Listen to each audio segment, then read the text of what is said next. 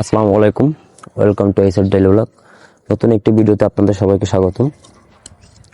তো বন্ধুরা, আপনারা বিগত দিনে জানছেন, আমার ভিডিও যারা কন্টিনিউ দেখেন তারা জানছেন যে আমি এখানে একটা ফার্ম করব, করল্লার ফার্ম করব। এখানে আমি স্মার্ট পদ্ধতিতে আর কি কৃষি কাজটা করা চাচ্ছি।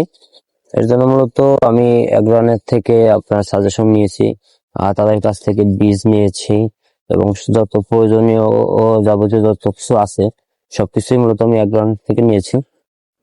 তো এইখানে আছে যে আপনার প্রচুর পরিমাণে আছে যে আপনার পলিথিন ছিল। তা অনেকেই জানেন, যারা কৃষির সাথে সম্পৃক্ত আছেন তারা হয়তো জানেন যে আপনার পলিথিনের উপরে কিছু লাগাইলে সেই জিনিসটা হয় না।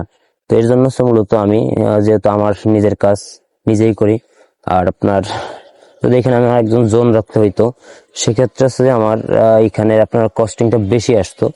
এর জন্য আমি যেহেতু বেকার মানুষ, বাড়ি ঘুরি, নিজের যা আছে তাই দেখাশোনা করি। তো এই জায়গাটা আর কি বিগত একটা দেড়টা বছর হচ্ছে ফেলানো ছিল। তো এই কারণে আর কি প্ল্যান করলাম এইখানে কি আমার স্বপ্ন ছিল যে আমি এখানে একটা আঙ্গুলের ফার্ম, মানে খামার করব। তো সেটা হচ্ছে যেহেতু অনেক ব্যয়বহুল, আমি প্রথমে রিস্ক নিতে যাচ্ছি না। এর জন্য মূলত আমি এখানে করলা চাষের সিদ্ধান্ত নিয়েছি যে মূলত ছোট থেকে শুরু করি।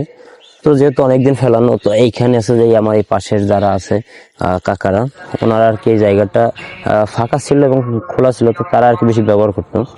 তো ব্যবহার করার কারণে এখানে আর কি অনেক ময়লা টলা হয়েছে, এগুলো আর কি এখন পরিষ্কার করতে হবে। যেহেতু আপনার যদি বীজ দেই আমি, তো এই আপনার ইসে মানে এই মাটিতে আর কি যদি পলিথিন থাকে তাহলে আমার শিকড়গুলা বাড়বে না। যেহেতু যদি শিকড়গুলো না বাড়ে তাহলে গাছে খাবার পাবে না।